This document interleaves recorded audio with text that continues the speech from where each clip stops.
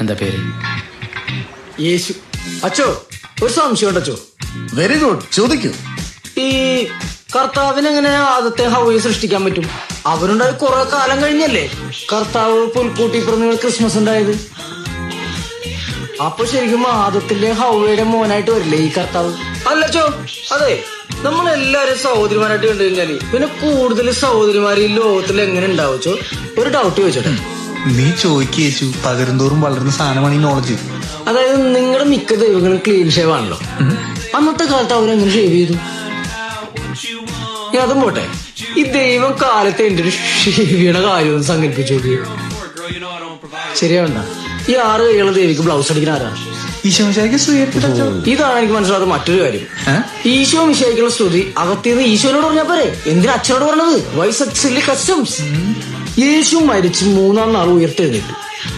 അപ്പൊ സത്യത്തിൽ യേശുവിന്റെ ബർത്ത്ഡേ എന്നാ? ക്രിസ്മസിനാണോ ഈസ്റ്ററിനാണോ? അപ്പൊ പിന്നെ പുള്ളി എന്നാ മരിച്ചത്?